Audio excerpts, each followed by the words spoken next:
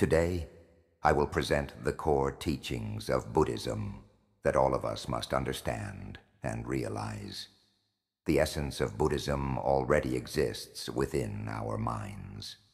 It is about liberation from the cycle of birth and death. It is about what we must know within ourselves. It is about seeing the truth, seeing that all conditioned phenomena have no owner. They are natural truths that the mind can recognize at all times. When the mind awakens internally, it will see the truth. It will see that all conditioned phenomena, both external and internal, are anatta, non-self. Atta means self. Anatta means non-self. All conditioned phenomena, both external and internal, are anatta, without self, without essence. They are neither us nor ours. Nothing within them can be said to be self. This is why the Buddha taught that the five aggregates, form, feeling, perception, mental formations, and consciousness, are all anatta, without self. This is the essence of practice. Hold firmly to this single principle. When we truly see that nothing is us, there is nothing to cling to and nothing to give rise to rebirth. Do you understand? Practice the Dhamma to see that there is truly nothing that is us. The Buddha taught us to see that nothing, none of the five aggregates, is truly self. These aggregates are simply natural processes, functioning as they do on their own. Due to ignorance, avidya, we cling to them, grasping and mistaking them for self, which leads to attachment, delusion, and suffering. Therefore, the Buddha teaches us to awaken inwardly, to cultivate wisdom from within. Ignorance, the lack of true understanding, is what binds us. Thus, we must develop insight internally to see things as they truly are. Most people aren't truly mindful within. Instead, they let their awareness flow outward, always looking outside themselves.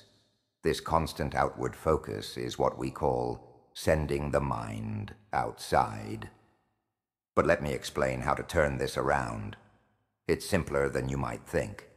Dhamma is straightforward and accessible. Remember, each of us, young or old, able-bodied or disabled, male or female, in any social role or status, wise or not, has the potential to see the mind's true nature. Why? Because the Dhamma is universal. It's about turning inward, realizing that we all have the innate capacity to observe and understand the mind as it really is. This wisdom is within everyone. We just need to recognize it. Because everyone has a mind, and this mind is influenced by ignorance, avidya, a lack of true understanding. We become deluded. This ignorance leads us to cling to conditioned thoughts and perceptions, creating a sense of self where there is none.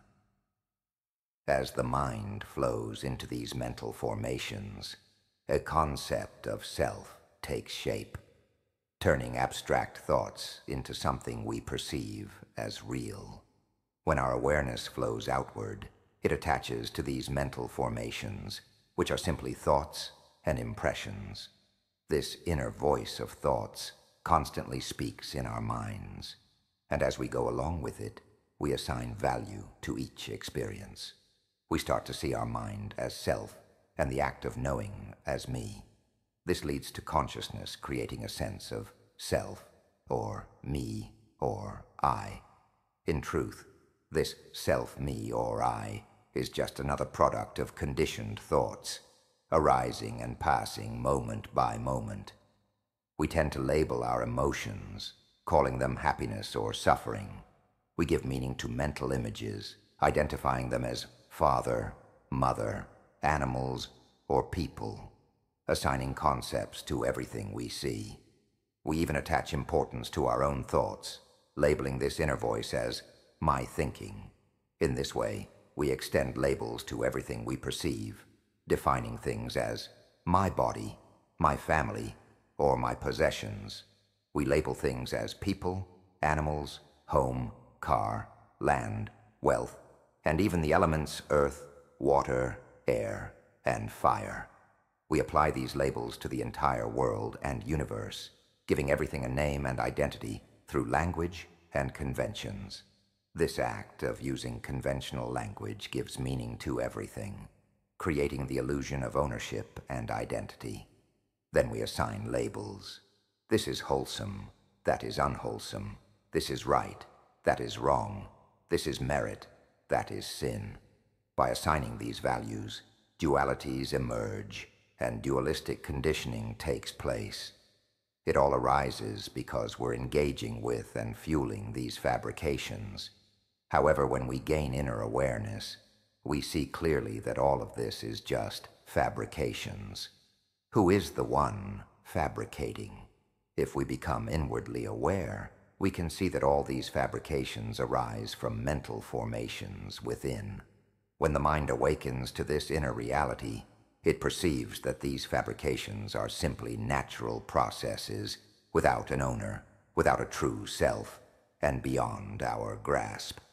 Can a thought truly possess substance? Does it have a self? Can it be touched or held? If it lacks a self, then why suffer over it?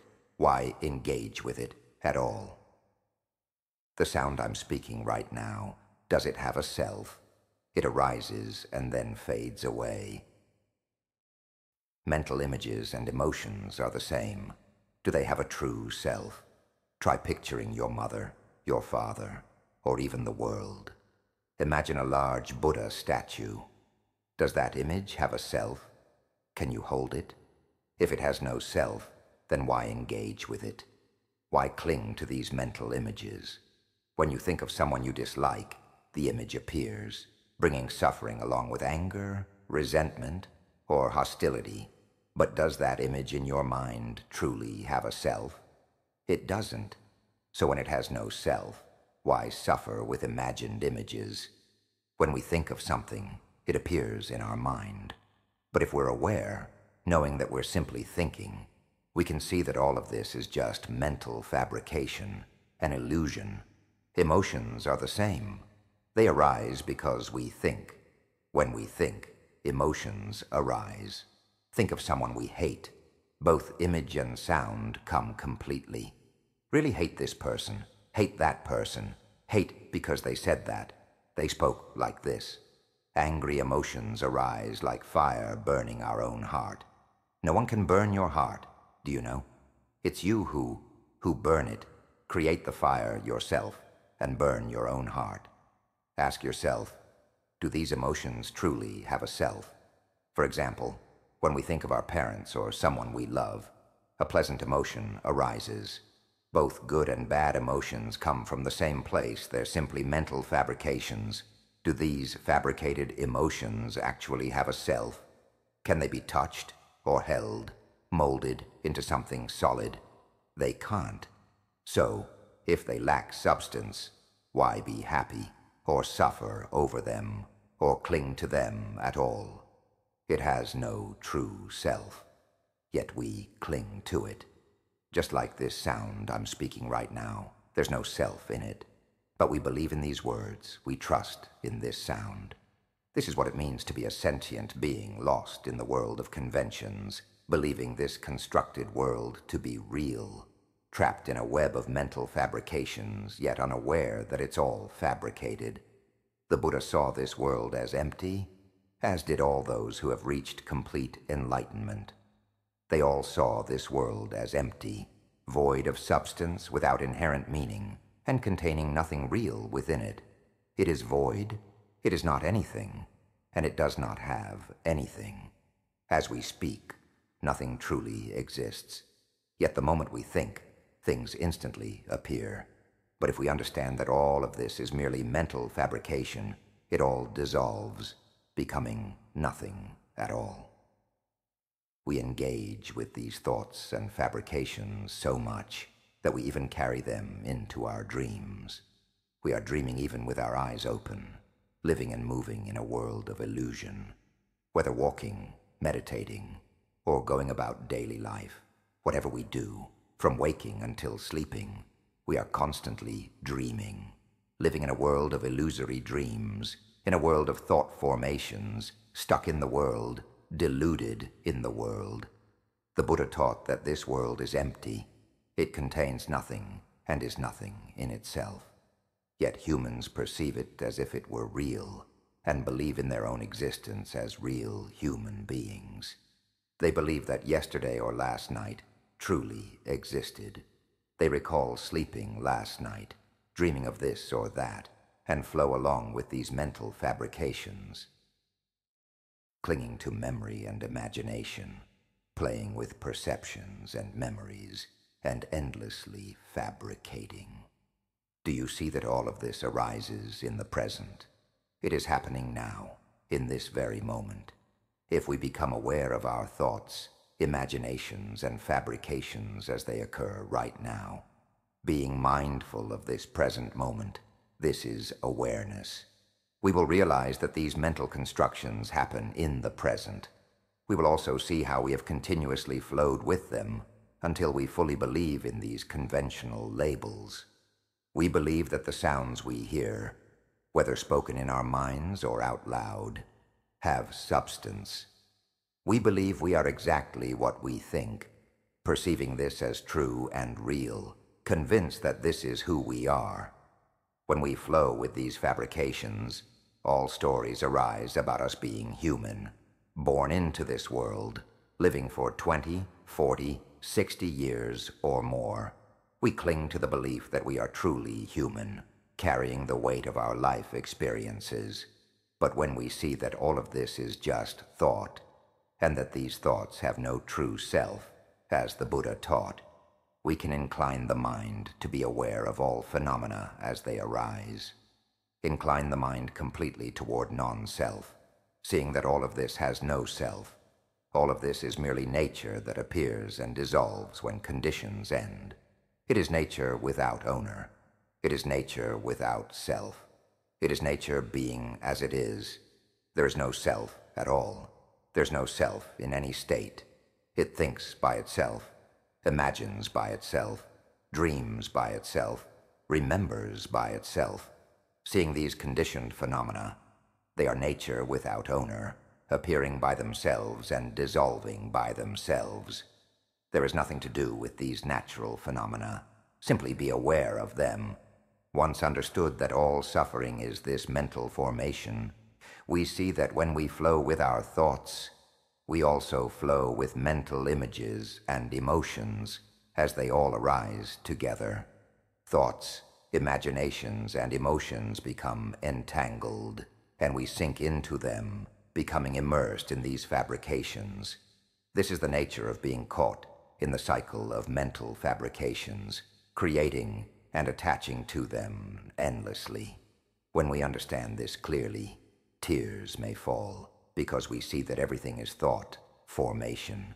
If we become inwardly awakened, we will see clearly that everything arises because of our thought formations.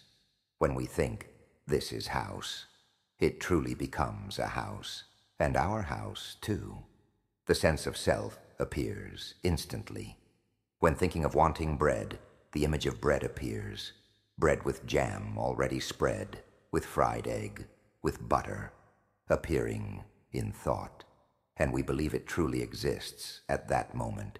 We've flowed away, we've submerged, we've completely attached to thoughts. Thoughts, which are conventional reality, think by themselves. Then we submerge in thoughts, attach to thoughts, are deluded in thoughts. Then we suffer, weep, and cry with the thought formations that we all have created. And finally, we plead and beg, paying homage to external things, to sky, wind, deities, sacred objects, all of which is seeking refuge in external things. People seek out so-called miracle workers and become trapped in all kinds of superstitions, which are themselves just fabrications. They cannot escape the world of fabrications because humans are swept away by these conditioned states, carried along with suffering, believing in it, and clinging to it completely. Everyone still believes that we are human beings, don't they? You believe that we have a self, don't you? But the Buddha taught that the five aggregates have no self. There is nothing that is truly us. We are the mind. We are the pure element. Our mind is a pure element, clear and all-pervading, blending with everything. It is extremely clear, profoundly pure, like the emptiness of space. It is the element of emptiness, clear and pure. However, our minds are influenced by ignorance, by not knowing. That's all it is. The mind does not understand what comes into contact with it. It simply does not know. This is because it cannot inherently know. It is a pure element that exists without fabrications. It is a natural state that merges with everything. This is its starting point. Because of this, it creates mental formations, fabricated processes, to perceive and label what comes into contact with it in order to learn. But once it starts creating these mental formations and fabrications, the mind engages in assigning meaning and becomes bound to these processes. Thoughts, imaginations, and emotions once created, the mind continues to nourish and sustain these mental formations, allowing them to function continuously. The nature of thought is simply to think. It acts as the officer of thinking. The officer of imagination performs its function of imagining, and the officer of emotion creates and processes emotions alone, whether pleasant or unpleasant. Sometimes there's happiness, sometimes suffering. Thoughts can be wholesome or unwholesome, right or wrong, good or bad, meritorious or sinful. These arise as pairs of opposites, as extremes. This process leads to the sense of self arising. We cling to and claim ownership of these mental fabrications, believing, this is me, this is mine, or this is my mind. Yet the mind itself does not need language to identify or describe itself. It transcends language. The true nature of the mind is beyond all conventions, beyond words. It is the primal element, untouched by constructs. Mental formations, on the other hand, are fabricated elements. Once the fabrications are formed, these fabricated elements take on their function. It is as if the officers of thinking and fabricating step in and take over, acting in place of the pure mind. The mind itself does not need to get involved. I'll handle it, says the nature of mental fabrications to the mind. You don't need to interfere. I'll take care of it. This is how fabrications assign meaning to what is perceived. This is a rock. This is sunlight. This is wind. This is rain. This is cold.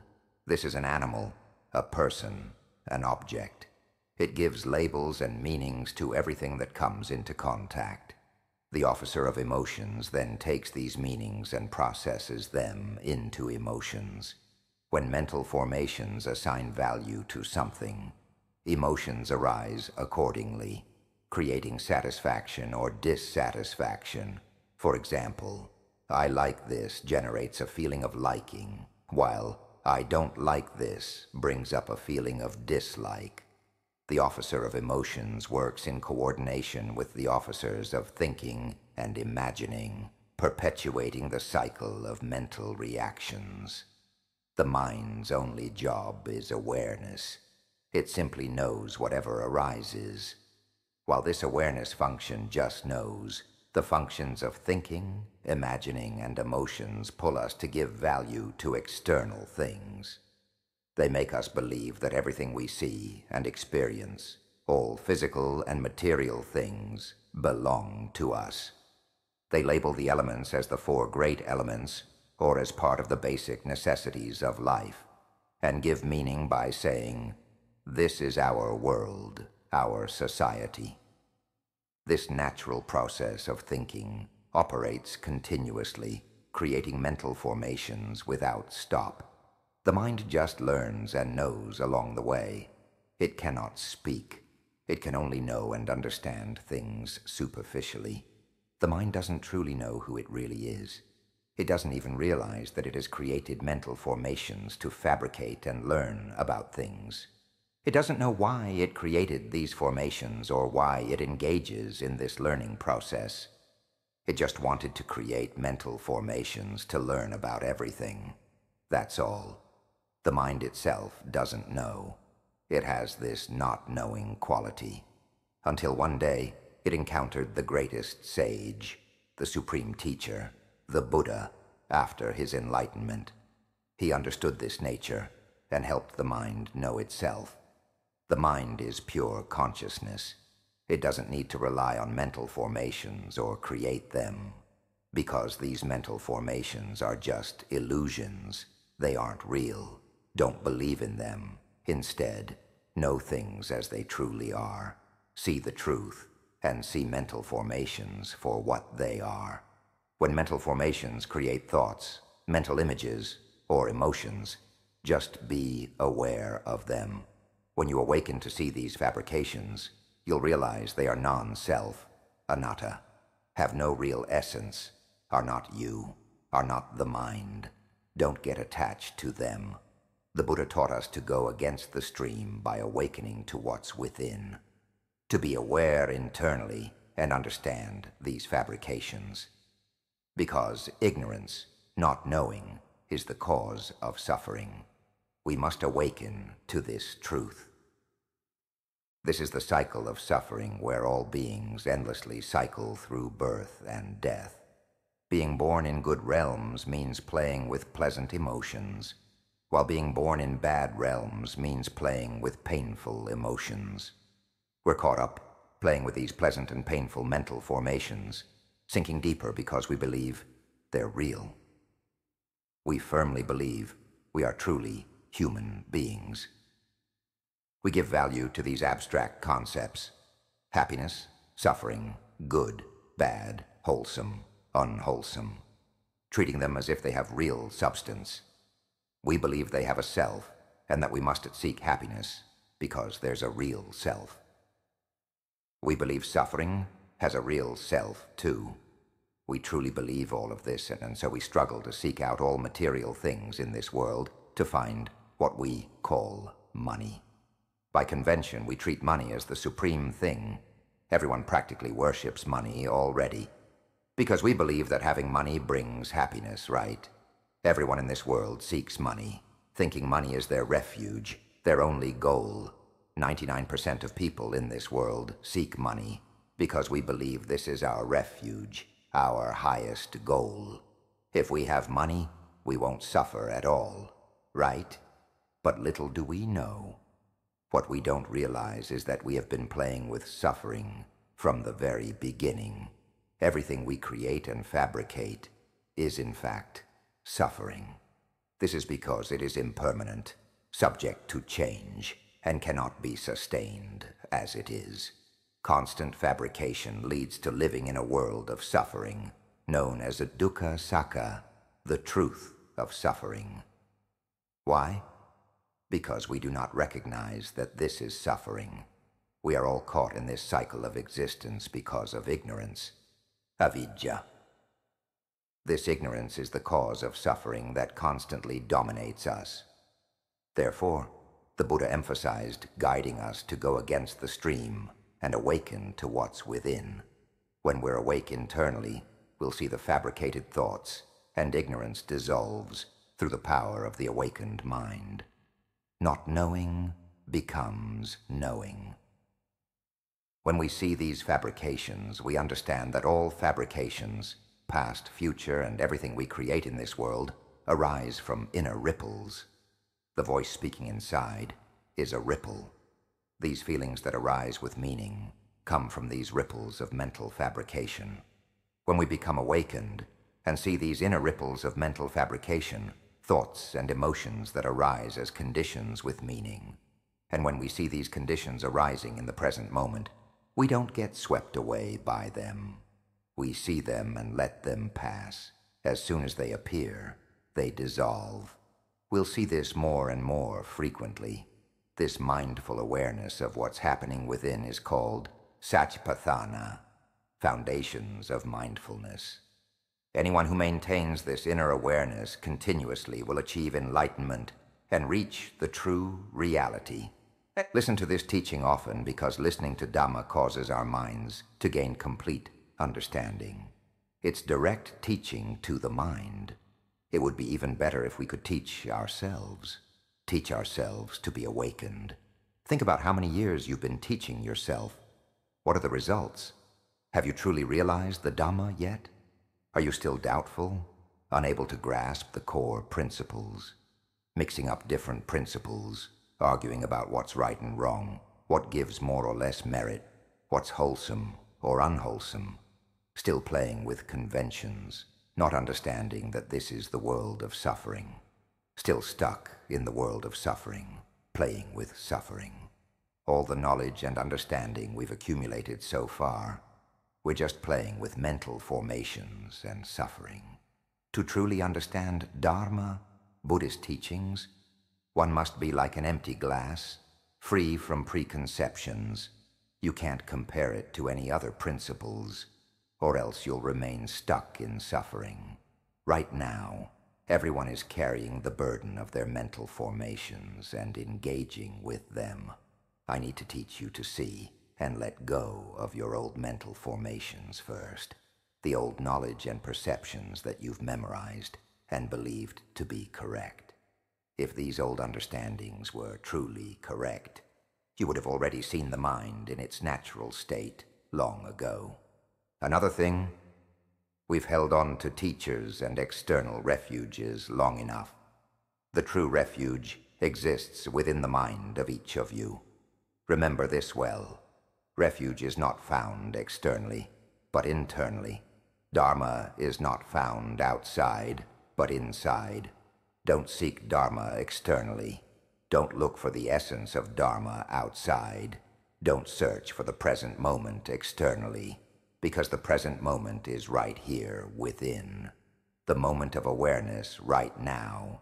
This is the present moment.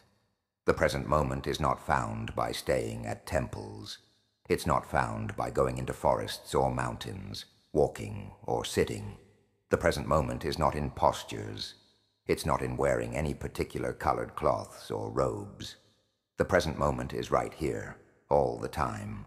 It's simply about whether you can be aware of it. Know that right now you are aware like this. Whatever thoughts arise, be aware of them. If you can see the thoughts speaking in your mind, the voice inside, yes, that's it. Because these mental formations, these thoughts that are happening, they assign value to everything. When you can see this completely, prepare for tears to flow. After that, awareness will continue on its own. It will become great mindfulness, great wisdom. It will stay focused within. It will see thoughts, observe them and let them pass. Observe and let pass. It will keep seeing until it detaches from assigning values, until it becomes familiar with being awake and aware. Before, it was familiar with flowing into thoughts, thinking constantly, living in a world of mental formations continuously until it became automatic. When you frequently maintain inner awareness, seeing thoughts, knowing them and letting them go, seeing thoughts, knowing them and letting them go, from waking until sleeping, you begin to become familiar with being inwardly aware. You start getting used to seeing thoughts. As you listen to these Dharma teachings, understanding deepens gradually. You'll come to feel that you see thoughts constantly, yet thoughts have no location, no self. This becomes wise reflection, inclining toward non-self, anatta. Write on paper and post it at home. These 5 aggregates, which is form or physical body, sensation or feelings, perception or recognition, mental formations is thoughts and intentions, and last one is the consciousness or awareness. They are anatta, without self, not me. Nothing is truly me. Write it and post it up. Stay inwardly aware. Just maintain inner knowing. Simply know and then let go. Anyone who still flows along with thoughts and emotions, still flows as before, still plays with thoughts, their mind will endlessly cycle in samsara, because it's all ignorance. But if you maintain inner awareness, seeing mental formations, then ignorance and not knowing dissolves away. It disappears. Where could ignorance exist? There is only knowing, seeing thoughts, seeing and letting go. This is the characteristic of a mind that maintains inner awareness. It sees that thoughts themselves create everything, and then it's no longer foolish enough to cling. You know until it becomes familiar, until it becomes automatic, until it knows by itself without any effort. Then there will be knowing, knowing, knowing, day and night. Finally, there will be a sudden, complete separation. You will see with your whole heart that nothing is truly you. Even this knowing itself is not you. It knows by itself. The mental formations, the thinking, the imagining, the emotions, none of these are you anymore. They have no self. Even this knowing is not you. It knows by itself, without a self. Only the pure element remains, evident in the heart, pure and clear. Such understanding can bring tears and leaves no doubt. Doubt is completely and permanently eradicated, and there is nothing left to do. This is called the task is done. There is no need to maintain the mind or any state. You know with certainty that this mind is 100% unborn, fully evident in your heart at all times, from waking to sleeping. You constantly see that the mind is unborn. This is how it is. This is completion. But for those who haven't reached completion, there will be doubt. Remember this well. If there is still a question of what happens next, they will still have such doubts, not yet free from doubt. It means the realization is not yet complete. To reach full understanding, all doubt must be eradicated. Grasp this clearly. There is nothing to maintain or preserve. What is there to preserve when nothing is truly us? Who is hearing this sound right now? When the mind sees its own nature, where is the sense of self? Let the mind answer. There's no need to think, no need to involve thought at all. This has nothing to do with thinking. Let the mind answer for itself. When it responds, it is over. Let the mind accept this truth on its own. We study and practice Dharma to teach the mind, to let the mind know and see the truth that everything is anatta, without self. When the mind accepts this truth, it's complete. Therefore, everyone must absolutely not cling to external refuges. Teachers are merely pointing out the way, nothing more. You cannot cling to them. The moment you cling, there is immediate birth. This is called sending the mind outward, and you'll instantly feel there is a me and them. Teachers are just guides, pointing for us to go against the stream and return to inner awareness. If we wish to be free from suffering, we absolutely can be, without doubt, 100% certain, never to be born again. Imagine if all of us only spoke about awakening within, reminding each other not to get carried away by thoughts. We teach one another. We teach our children and grandchildren. Teachers teach their students. Mentors guide their disciples. And we share this understanding with those in need, the elderly, and the wider world. We spread this message through social media, through news outlets, making it a way of life.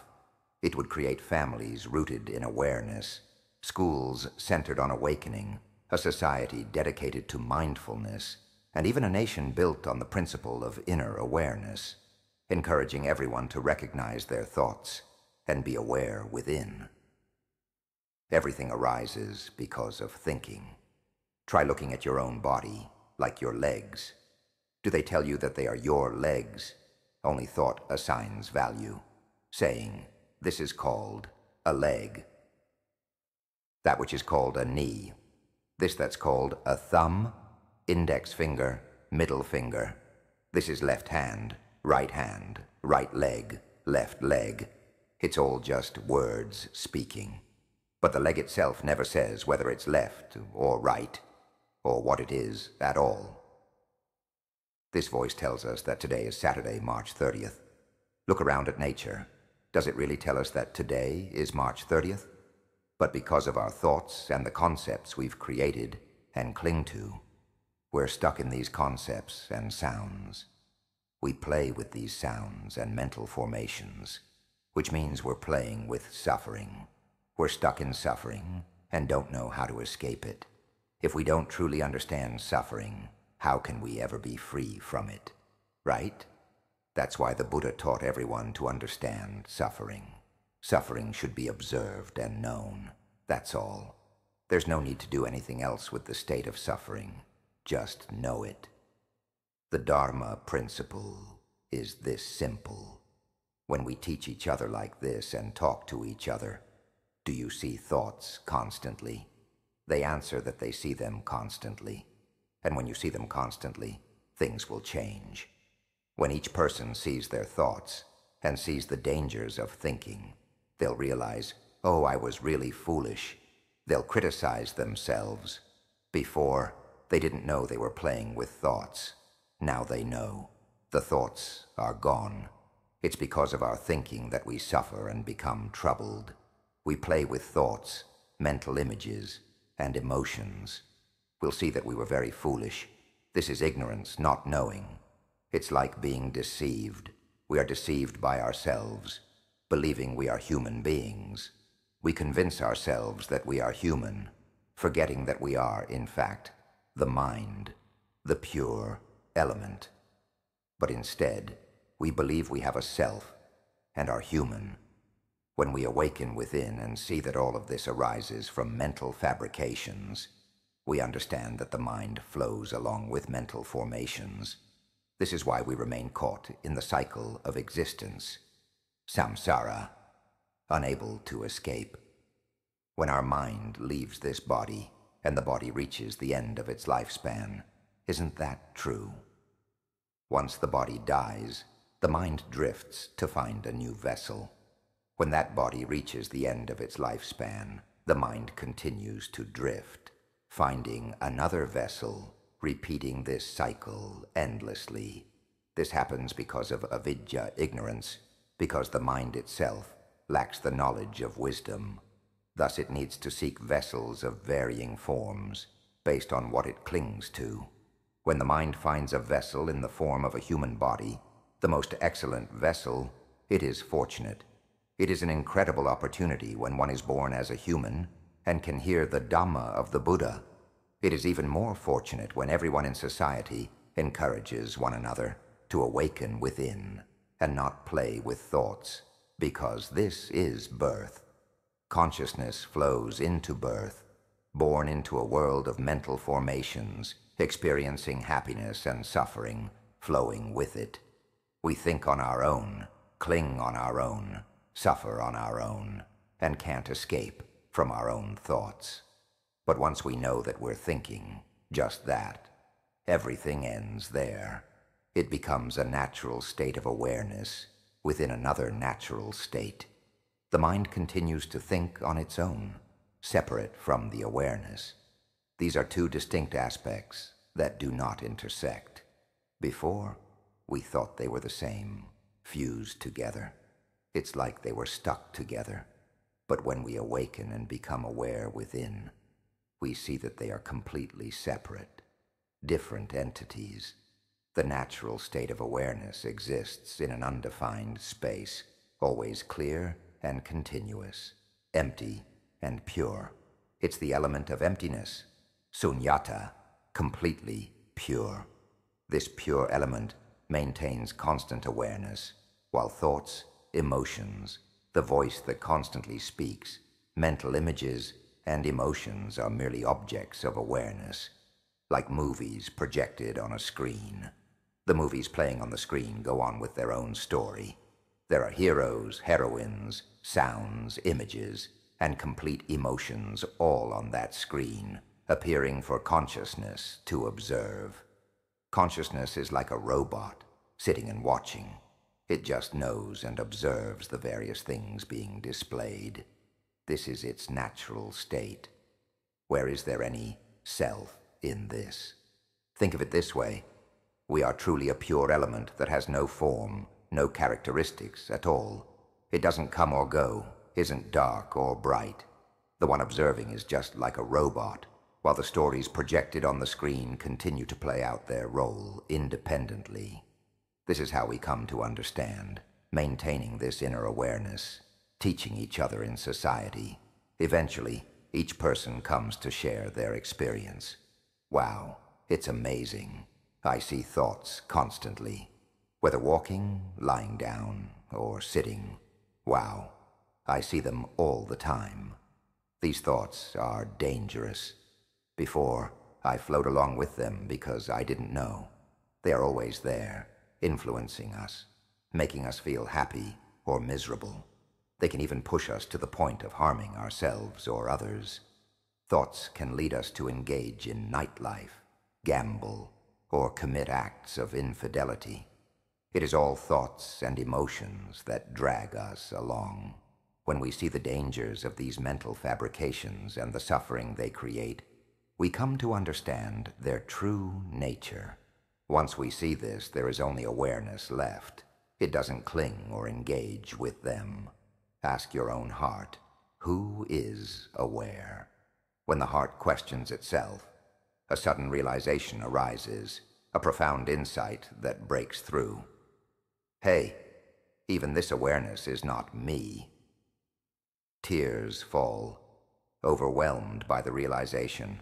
It's like being a bird released from its cage, able to fly everywhere freely, a complete freedom where nothing remains. Nothing is self anymore. No need to be cautious about anything because there's nothing there at all that has any self-identity. We don't have never had, a self. This truth becomes fully apparent in our hearts. Everything becomes clear, light, and completely free. Stay inwardly aware, everyone. Keep being aware. Stay relaxed with it. Listen to Dharma recordings often. People will start talking about inner awareness. Those who haven't yet grasped the principle should listen to recordings frequently to gain understanding. When this understanding takes root in the mind, and the mind fully accepts it, it will awaken on its own. It will see that thoughts themselves are what create every story, every fabrication that makes us believe we are human beings, that we are men or women. All of it stems from thought. Imagine a world where everyone teaches and shares this insight with each other. Parents teaching their children, teachers guiding their students, elders teaching the younger ones. Society would be filled with conversations about awakening, and even social media would be abuzz with discussions of inner awareness and awakening. When we share stories of our state of awakening with one another, everyone becomes focused on being aware within. The mind does not project outward. It does not criticize others. And it does not engage in gossip or conflict. Isn't that wonderful? When everyone communicates and teaches in this way, it is called giving Dhamma, the highest gift of all. What could be more noble than this? Why were we born? Everyone is born for this reason, to realize the truth. We were not born to chase wealth and become slaves to money and possessions. We were born to see the truth, that the five aggregates are anatta, not self. The thoughts, imaginations, and emotions that construct the five aggregates and create everything are the fabrications of suffering, dukkha sakka. These thoughts assign value to everything and create the sense of self through mental fabrication. Once we awaken within, there is profound peace, a natural stillness that simply exists as it is. It is light and comfortable, without attachments, without a sense of being anything at all. There is nothing to hold on to, because there is truly nothing to be or become. It is just the nature of things, arising and passing according to their conditions. When a stone is thrown into water, waves and ripples naturally occur. Similarly, when we go to work, there will be conflicts and impacts. Sometimes we're satisfied with our work, sometimes not. When work goes wrong, we get scolded by the boss. When the boss praises our work, we feel good. These good and bad emotions flow naturally according to causes and conditions.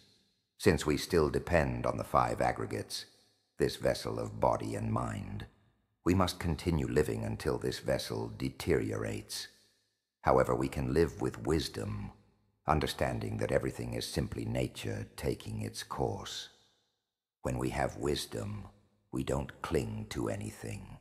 We understand the world as it is. Now everyone comes to understand the nature of the body and mind, as well as this conventional world. Living in this world of conventions, they no longer cling to or are deceived by it as they once were. In the past, everyone was lost in and attached to these conventions. Devas believed they were truly gods. Beings in hell believed they were truly suffering beings. Humans believed they were truly human, and all sentient beings believed they were part of this world. But those with wisdom, those who have awakened, fully realize in their hearts that this world exists purely because of thought. In truth, this world is empty. It has nothing. It is nothing. Deep within our hearts, we know this truth. We see the world as not a really being, a world. We exist beyond happiness and suffering, beyond merit and sin, beyond wholesome and unwholesome, beyond all mental formations. We become pure essence that is nothing in particular, having lost everything, lost the sense of self and possession, lost the knowledge of having a self, lost the attachments we've held on to for so long, lost all the stories and memories we've known, the cycle of birth and death that we were bound to. We have lost it all, lost both happiness and suffering, lost all knowledge and understanding, until there is nothing left to lose. There remains only pure essence, fully realized in our hearts. It's like we've been sleeping and dreaming, lost in this world of illusion for so long, until finally awakening from this dream and understanding. From now on, our duty is to pass on this knowledge, to provide spiritual guidance. For the giving of Dharma surpasses all other gifts. Share knowledge so others may awaken. Help them see the dangers of mental formations.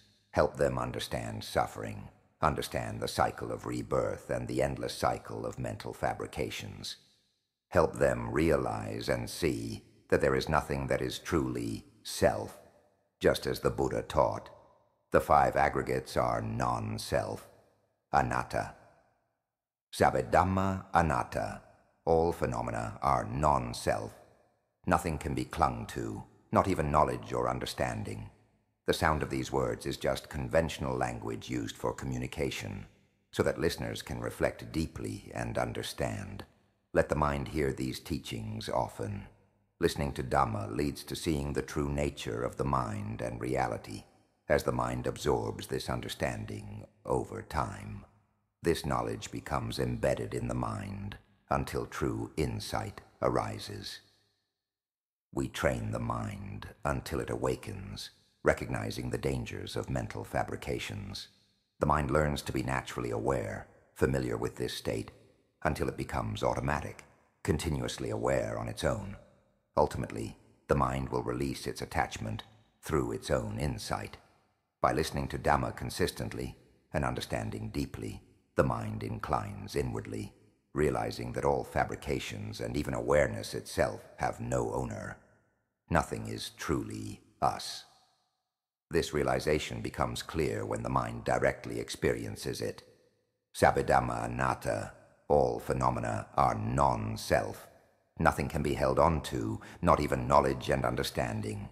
These spoken words are merely conventional language used to communicate, so we can contemplate and understand. Let the mind listen frequently. Listening to Dharma causes us to see the mind and true nature. Through repeated listening, this knowledge embeds itself in our mind until understanding arises. It teaches the mind until it awakens, until our mind sees the danger in mental formations, until our mind knows, becomes naturally aware, until it becomes automatic. The mind knows by itself constantly. Finally, the mind will release itself from delusive attachments when it continuously listens to Dharma, continuously develops understanding, continuously reflects inwardly that all conditioned phenomena, including this knowing nature, have no owner. There is no self. Clear insight will arise when the mind realizes this truth. These people continue to cycle in samsara, unable to find a way out because they still play with extremes, clinging to pleasure while pushing away pain. Speak of Dharma in terms of inner awakening. Speak only of the mind.